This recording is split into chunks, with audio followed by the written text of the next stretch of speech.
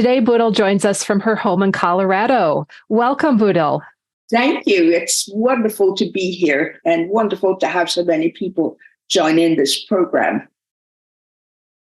Yeah, we see the first slide.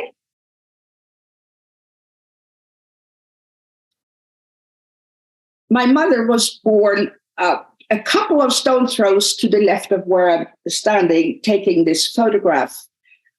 And you can see exactly where that is on the map to the right, way up, probably about a mile and a half from the open Atlantic Ocean. The area she was born in was no more developed then than it is today. There were no stores around, and they lived off what they could grow and what they could fish and gather. So it was a Spartan existence. My grandfather was a fisherman, and he injured himself. And so when mom was 11 years old, he took the family and moved them down to Trondheim, which you can see on the right side of the map. Here, he became a traveling salesman and later an importer of tobacco. They were also in Trondheim able to go to school every day, something they had not been able to up in Gullvika. And education was very important to my grandfather. When mother was 16, she was finished school. This was common unless you had new people or had the finances to attend university. And she was hired by the Postal Service up in a town called Svolvær, a little bit further south from where she was born in the group of islands called Lofoten. Next slide. And here, in many ways, her life began. Svolvær was already an arts community, a destination place for people to come. It was beautiful there. And she made many friends. Exactly when mother arrived here is not known, but there is a drawing from 1921 of the mountain area. And it shows that she had settled there by then, at least. Over the next few years, she worked, and she actually made a doll that I will show in a little bit. Among the friends she made was the young man sitting back left in the photograph, and his family. They had come from Germany to be doctors in communities that had no physicians. And his family was quite well connected, and they were the ones who were able to make arrangements for mother to go to Berlin to study at the Art Academy. Next slide, please. This is the doll that I think we missed one. There is of the drawings and the sculpture. Yes. At the Art Academy, she studied sculpture and drawing, and the head to the left was the piece that was her finishing piece and is of a 2-year-old boy. And I will show this slide again later because it becomes important in the doll production. In Berlin, the school was very close to the zoo, so she spent hours drawing. And I was, fortunately, most of those drawings actually survive and have been a real treasure to my family. Next slide. Yes. Could we take it there? That is the little witch that was mother's first doll. She is a typical Norwegian witch that one can meet in the forests or the mountain areas. Somebody who comes when things get tough, to ask question or demands deed be done so that one can get out of the predicament one is with. And if I can have a break, please. I will show the doll here. She is beautifully crafted. Her face is embroidered. Her hands are embroidered, and meticulous clothing made. She has beautiful underwear as well, with a petticoat that has been embroidered, and knitted stockings and felted and crocheted slippers. She's a real little work of art. And during the war, dolls were stolen from the workshop, but this little witch has stayed with my mother until she died, and now she's mine. And she is really treasured. It's one of the things that really epitomizes my mother to me. The slide of Spain.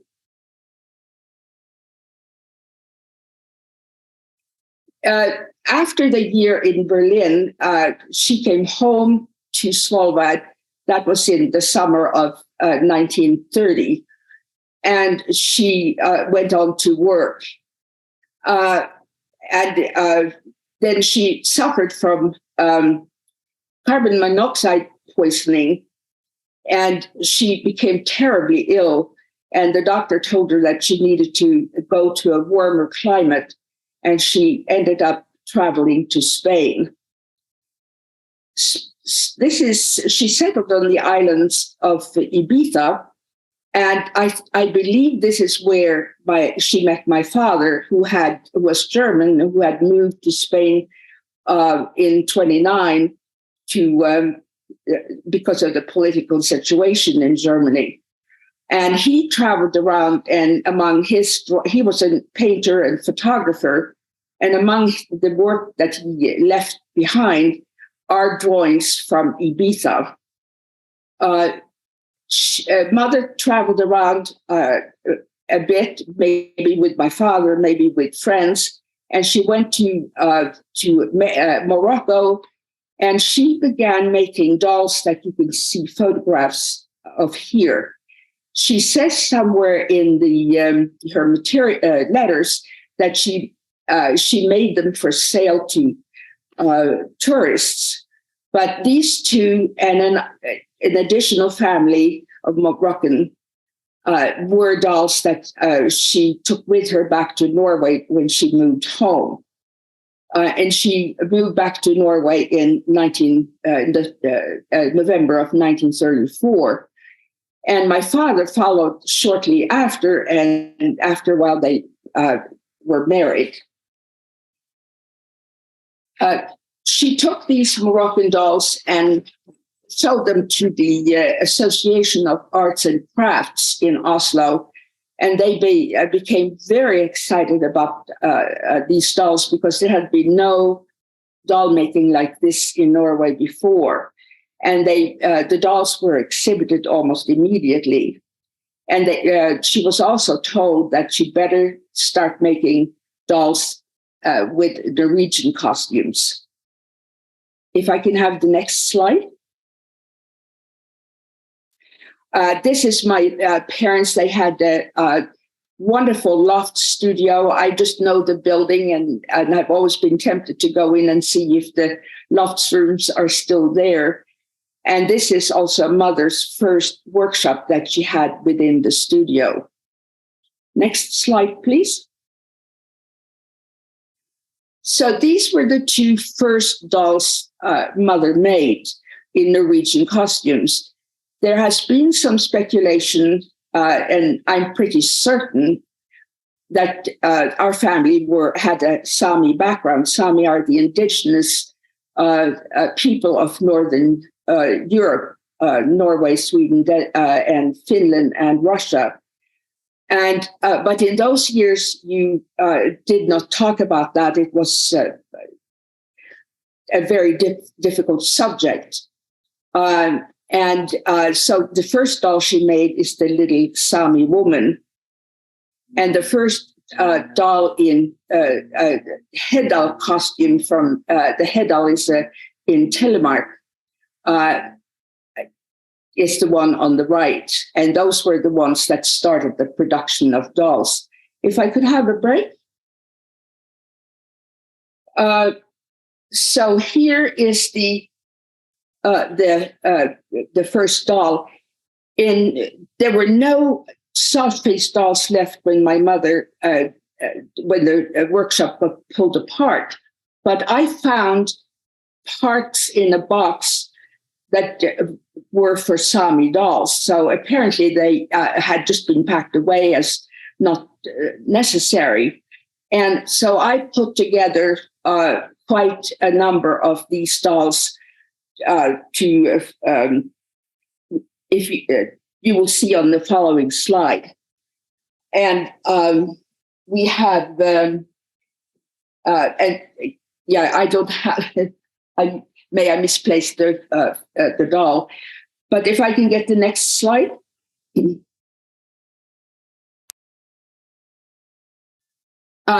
So this is where you can see the dolls that ended up in production. To the left, you have the Hardanger bridal couple, and to the right is a Hardanger girl. The couple on the left were the ones with the type that was produced and sold until the war came. The doll to the right in the Hardanger costume was a prototype of some kind and one of a kind. And the two in the middle were the two first dolls where she experimented with felt for faces. And I believe that my father must have carved a form out of wood, and that these faces are made pretty much the way you would make a felt hat. And at the bottom, you can see the Sami Raida, that's a group of a family who are on trek from one place to the other. The wooden reindeer and the sled were made by my father. He had no hand in the actual production of dolls, but he was a technical advisor, and he created things that she needed for display and etc. The years between her coming back from Spain until the war started were incredibly productive years. She experimented with a number of different dolls, and she also exhibited quite widely, although still just in Norway. But then in 1937, she was actually commissioned to create a tableau for dolls that were to be shown at the World's Fair in Paris. And you can see a photograph of that in the book. A couple of years later, she was invited to be part of the World's Fair in New York, and she must then have sent quite a number of dolls that were to be for sale, because the leader of the Norwegian group at the World's Fair reported back that my mother had sold the most products of any other participant at the Norwegian pavilion. So, and she never talked about that. So that was quite startling to read. And of course, I'm terribly proud of her. Towards 1936, approximately, she must have thought of making dolls that were larger, because these are all anywhere from 7 to 9, 10 inches tall. If I can have the next slide. And these were some of the first taller dolls that she made. She experimented with several other types, but they all of these dolls last in production for very many years. Now, if you look closely, the hoeing couple to the right have glass eyes. This was something she also started at this time, and they are very sought after because there are not a whole lot of them. She must have found that it was very difficult and laborious in production because if she was painting the whole face and painting the eyes, she didn't need to cut out the area for where the glass eye would be inserted. And if I can have a break. So the doll that she settled on, this is a pre-war doll. It's a hardanger, and she does have glass eyes as well. And it was dolls like these that got in production about she 37, 38. Certainly by then they were in production. Most commonly, she would have painted the eyes, which is what you can see right here. And so that was the new novelty. So if I can have the next slide.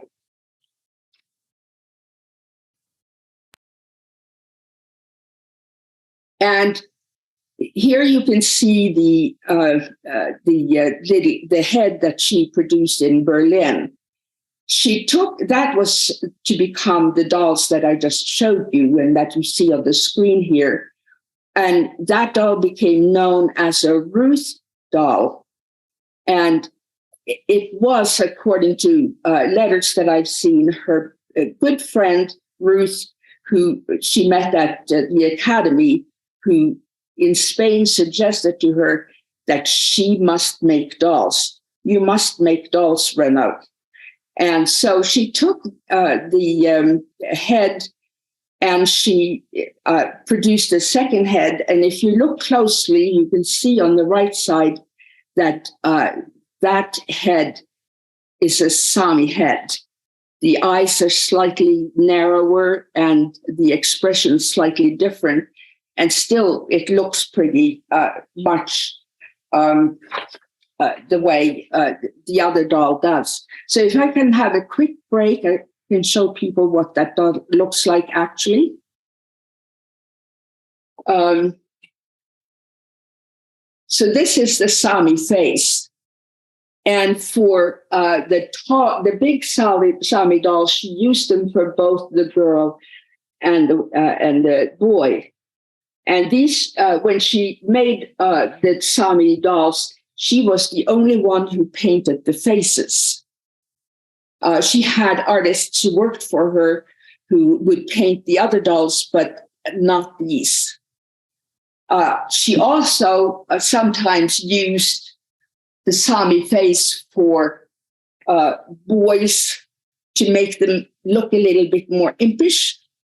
The boys that climbed well, now girls climb trees too and do crazy things, but in those years, probably not so much. So that became a large part of her production. Could I have the next slide?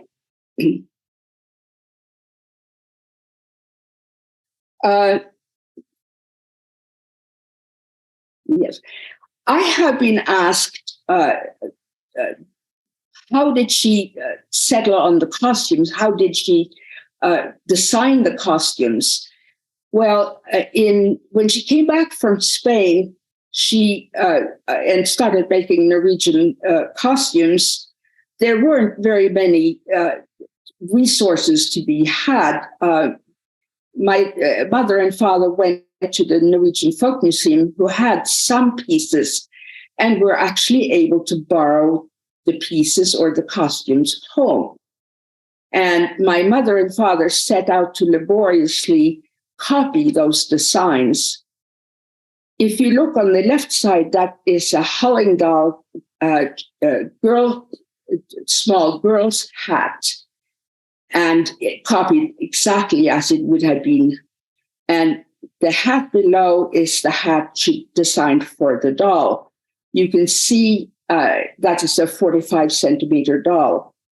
you can see that it's not, there are parts missing, but she reduced the pattern to a point where it would be recognized as a hulling costume and not lose any of its overall impact. And those drawings of the hat are made by my mother.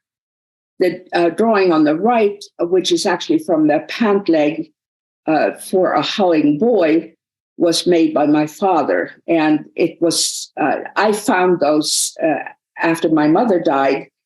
And it was interesting for me to see to what extent he had actually been part of the workshop, because she never talked about it. Of course, my parents divorced during the war, so it wasn't something that she was going to divulge to me.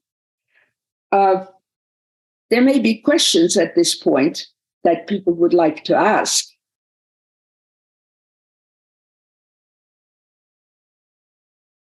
Yes, if you have questions, you can type them into Q&A and we'll take them at any time. I'll start with one, though, Bodil. This question comes from Patty Goke, and Patty kindly lent many of her own dolls for the exhibition that's now on view at Vesterheim. Thank you, Patty. And so Patty would like to know, how did Rønnaug think of the Norwegian costume dolls? Did she think of them as art, as folk art, souvenirs, playthings, perhaps an expression of nationalism? Well, that is a difficult question. I would think she would have thought of it as more art than anything. Norway had just a short history lesson, had been under first Danish and then Swedish rule, and hadn't gotten its own kingdom, monarchy back till not more than 30 years earlier. And there had been an upswing in use of Norwegian costumes in the years after the turn of 19th century. But it wasn't anywhere near what it is today. But we are fortunate that Hulda Gardborg, who is an important woman in the redevelopment of Norwegian customs. And we can thank her for even the few pieces that the Folk Museum had at that time.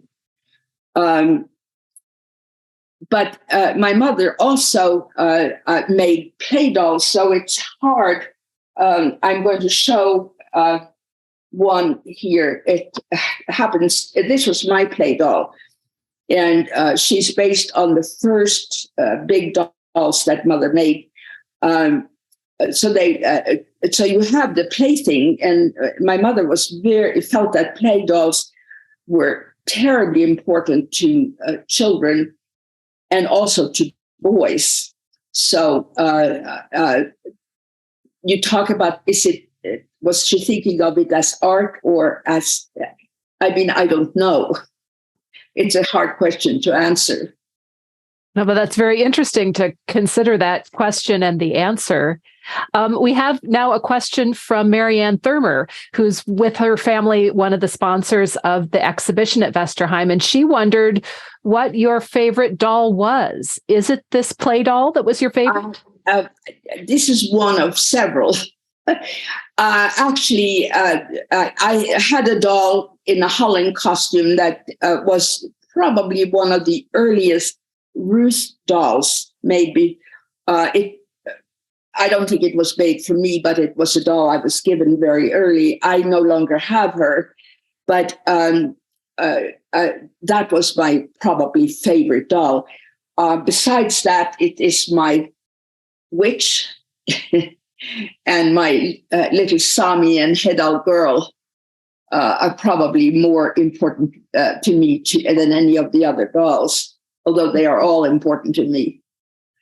Well, now you were a child at the time some of the dolls were made. Did your mother ever use you as a model? No, no, no. I can't remember. Okay. I was used in photographs. as part of advertising and so on, but she didn't use me for the dolls themselves. And we'll take one more question at this point. We'll take some more breaks throughout to ask some more questions. But for the play doll and also for the Norwegian costume dolls, was it intended that the clothing could come off so that they could be changed? Wonderful question. Yes, they could all be undressed. All the largest pre-war doll was 43 centimeters, and the post-war doll was 45. But all of the large dolls, yes, they could be undressed. And the clothing could be washed. There were real fabrics. They could be managed just the way you manage your own clothing. But she didn't sell clothing for other costumes. So, for example, if you bought a Hardanger doll, you couldn't buy clothing for another area. Make any? I think in those. My play dolls got new dresses for Christmas.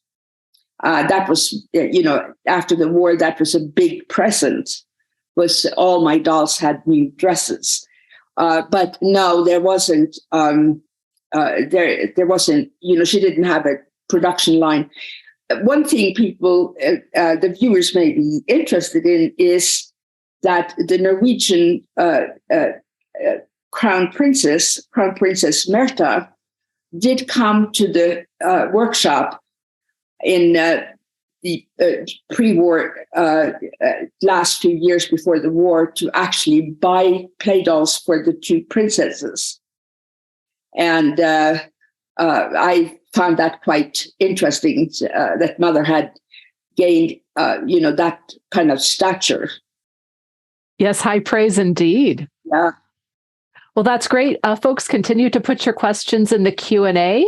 And Rønnaug, we'll continue with you for some more information about the doll. Or sorry, not Rønnaug, Bodil. We'll listen to more about Rønnaug's dolls. Yeah, you can call me Hey too. So the next slide. So these dolls in particular are two sets of dolls that were later purchased by the Norwegian Folk Museum. But the workshop was closed in 1946 and didn't gain momentum, especially as they entered into 1950. The production was at high pace. She got invited to exhibit at Marshall Field's in Chicago, who later sold her dolls at their souvenir desk. And she also got invited to show at Carson Peary Scott.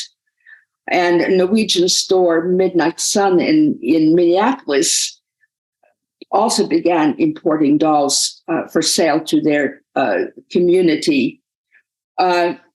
She, in the mid-50s, she also got a huge order from the armed forces in Germany. And I can still remember my mother completely up in arms. They wanted 900 souvenir dolls. And if she couldn't give them 900 dolls, they didn't want to have any. And my mother was just about freaking out. But it was a wonderful time.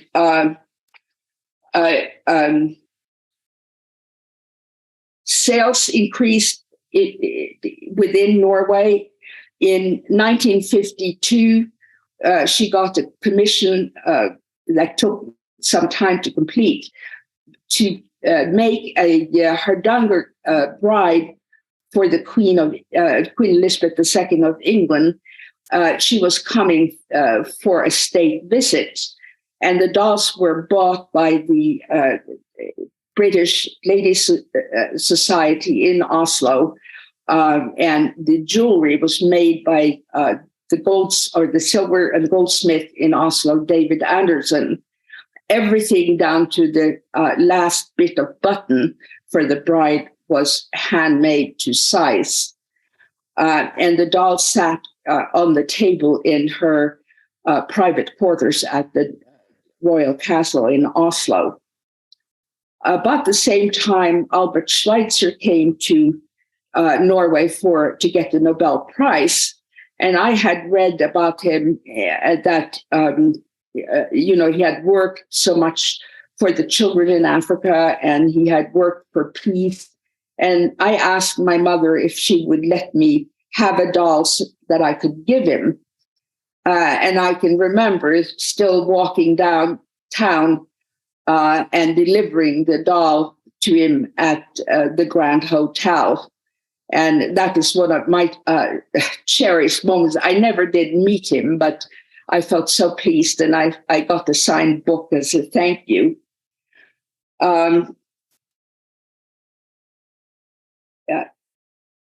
So in the 60s, she met August Noss in the early, August Noss had started working at the Folk Museum in the early 60s, but it wasn't until 1972 that she met her.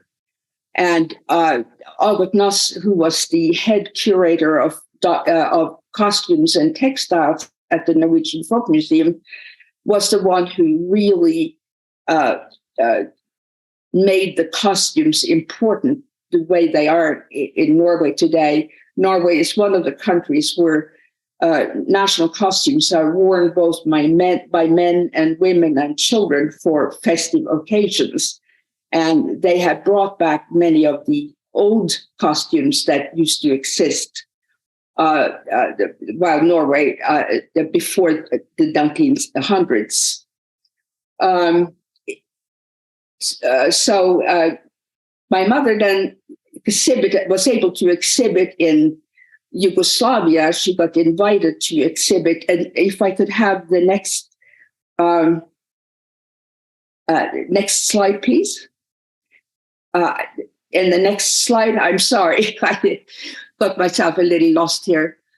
And yes, and here you can see the bottom left, that is the exhibit that she, where they are in Yugoslavia. She was able to get her good friend, Porter Espelin Jonsson, to also come and exhibit. He is now one of the best-known graphic artists, printmakers in Norway.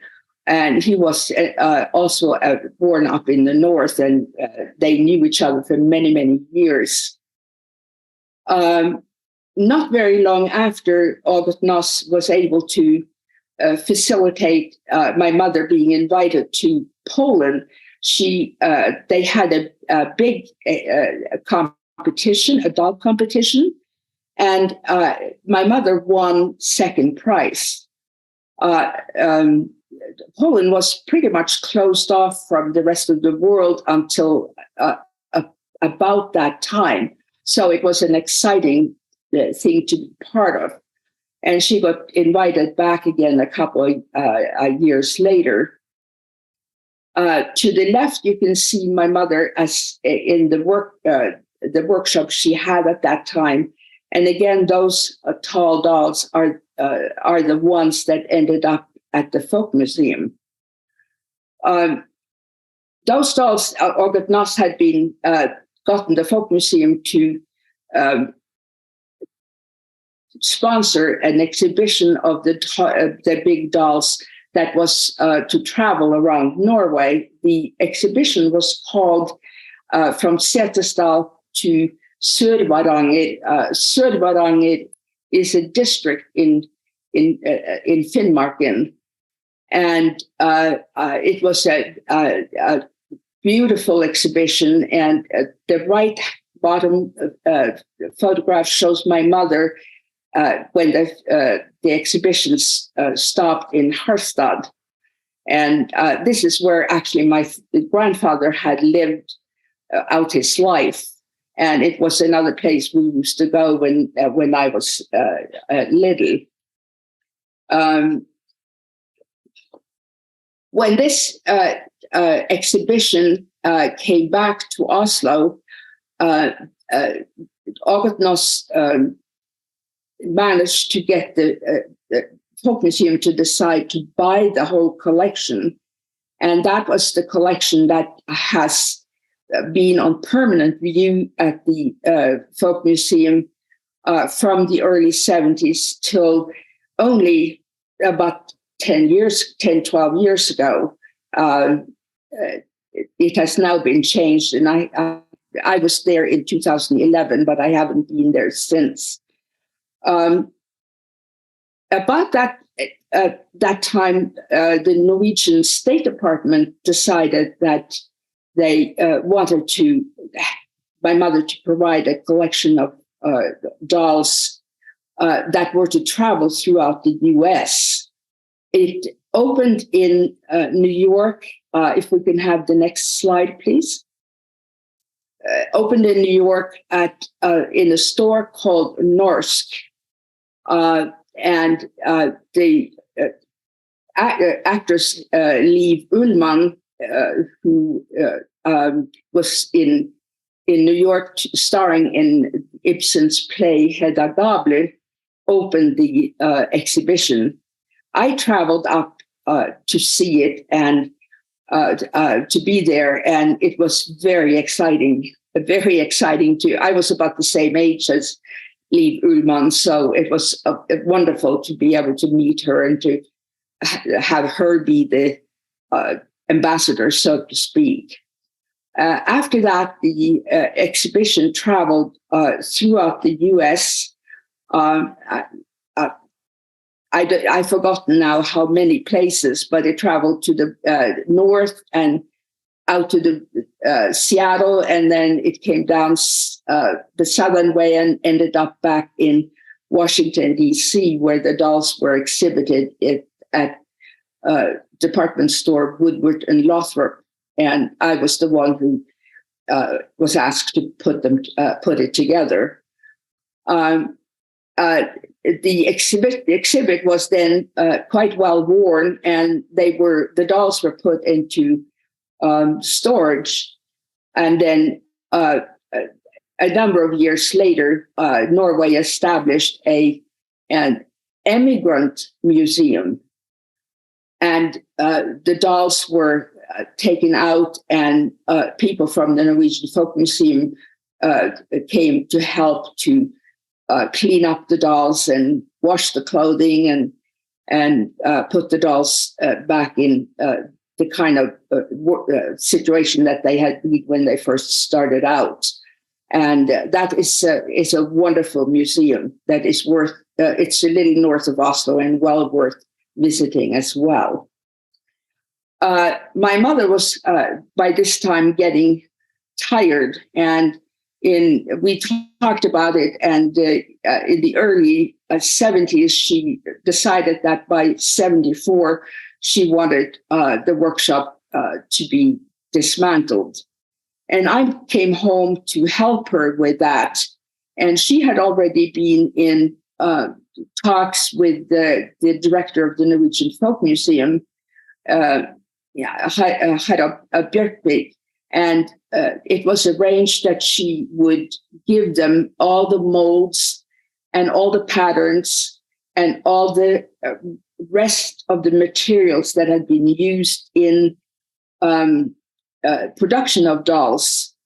And I drove her out and delivered these things to the museum.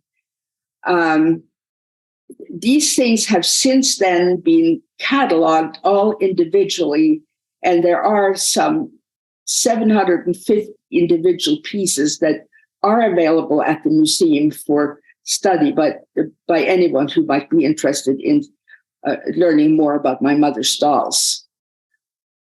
And my mother had rented a cabin up in her beloved Lofoten, where she near Svolvær, where she had spent many years. And here you can see her on the left side sitting outside her fisherman's shanty.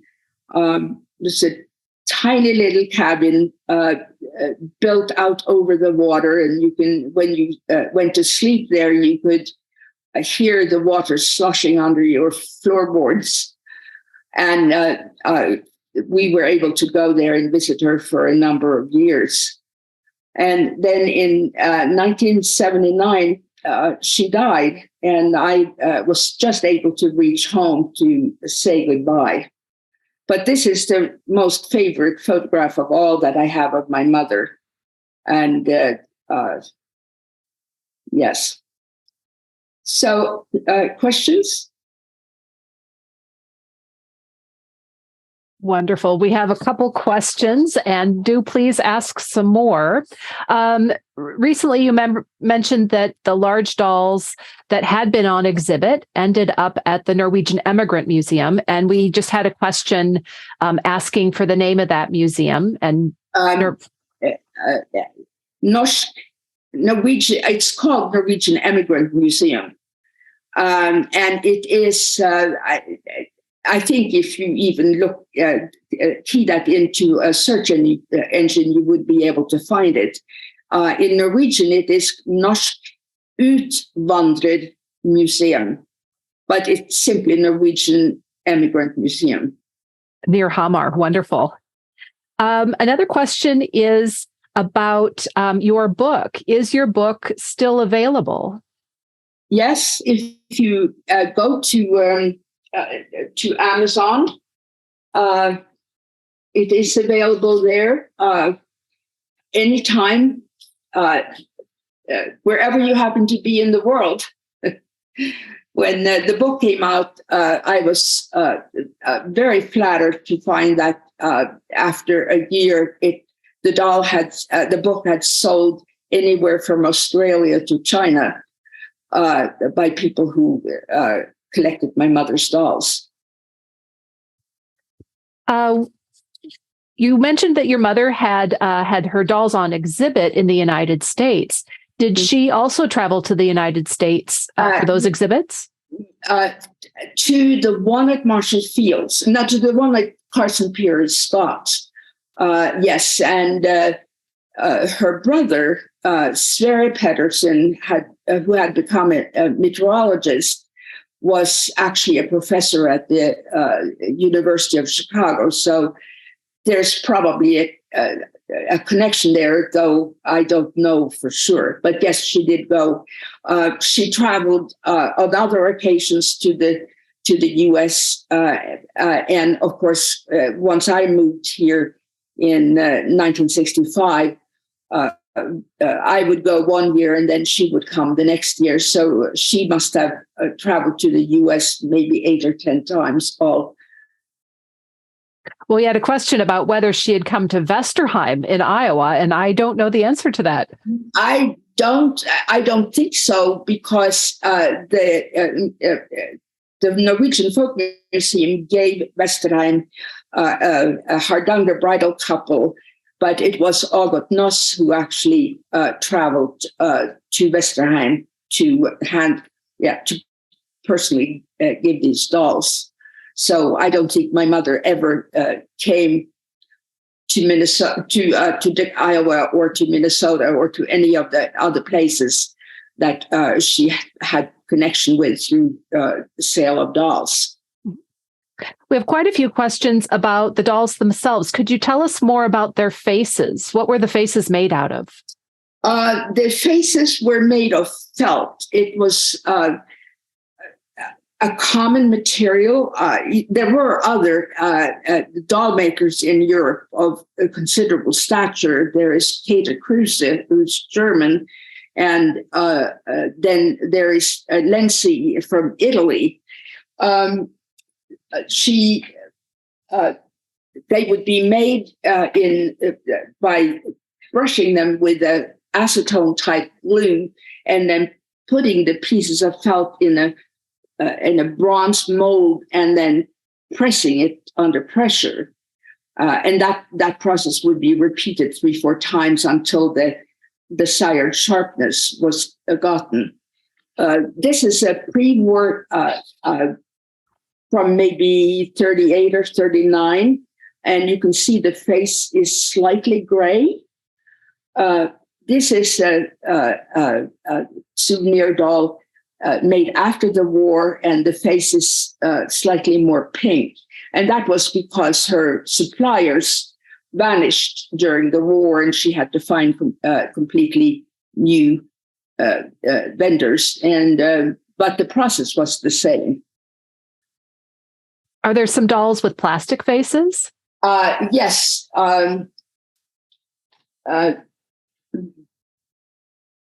She was asked, she decided in the early 60s that the dolls with felt faces became very expensive, not so much to produce as for sale, because the process was so laborious. So in the early 60s, she found a factory in southern Germany who could make both heads and bodies, although some of the dolls like this has a cloth body, but they made parts for the dolls and sprayed the surface with a product that made them look less plasticky. And she made a range of dolls, not only the large 45 centimeter, but 22 centimeter and 17 centimeter, and then also a range of other dolls that she produced as well. She produced after the war, this was a doll that she developed the prototype for that was used for a number of different characters. And this is an Eskimo costume from Iceland. Well, surely your mother could not have made all of these dolls. How many people did she have working for her? Well, in the mid-50s, she had 50 people working for her. She would, each person would have do a particular part of the process, and then it would be sent back for review, for looking over, and sent out to the next home worker. And yes, so that was the most workers she had. She had up to 3 or 4 people working in the workshop itself, but most of the work was done at home. A wonderful, sweet little story is one of the prime minister's mother was one of the women who embroidered for my mother, and she had a particular costume that she was especially fond of. And my mother visited. She was in her late 80s, and she was still embroidering away, although the embroidery gets smaller and smaller. And my mother visited her one time, and the woman wanted to know how her dolls were selling. And my mother told me that, she had so many of that costume, but she didn't have the heart to tell her she didn't need any more, because being part of the process was so important to her. But yes, no, it was, I think later, she may not have employed as many as 50, but I don't know. I don't know for sure. Were these peace workers living near Oslo, or were they all over Norway? She had peace workers from around Oslo. She had peace workers from other parts of southern Norway. She had peace workers even up in Finnmark. So no, it wasn't dependent on. What was important was that they could do create the product well. And she had took a lot of time herself figuring out how to approach the making of any particular piece so that it could be done well and quickly, to allow the workers to earn as much as they could. Because she had come from the background she had, she knew, how much work meant to people. Mm-hmm. Did she have people in regions sewing the outfits from that area? So, for example, did she have someone in Trondheim who was sewing the Trønder bunad? No, they were it completely depended on, what she needed and were they able to do it. Of course. And we'd be able to commit to making the number of whatever it was that she needed.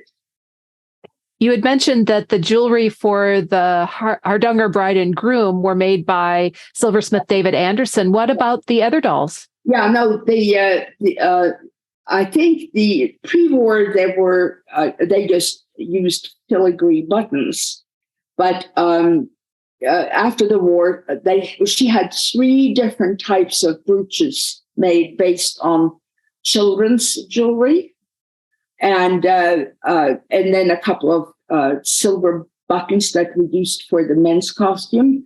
And yes, those were produced at David Anderson. And is there a maker's mark on her dolls? That's a great question. This is the little tag. It's an embossed little thing that is glued together over a gold thread, and they do get lost on some dolls. But if people write me, I can always verify that the doll they are thinking about buying is indeed my mother's or not. I am not. I welcome that. And one last question for today. Do you know about how much the small size dolls would have cost in the 50s and 60s and 70s, that very popular 7-inch size? Yeah, no, I'm not even going to. I think I remember something like 70 kroner, which would have been a little over $10. Something like that. But I'm not at all certain. Mm-hmm. Well, that was such a popular size. I know there are many of those in the United States today. Yeah, no, it was thanks to Marshall Fields and Midnight Sun.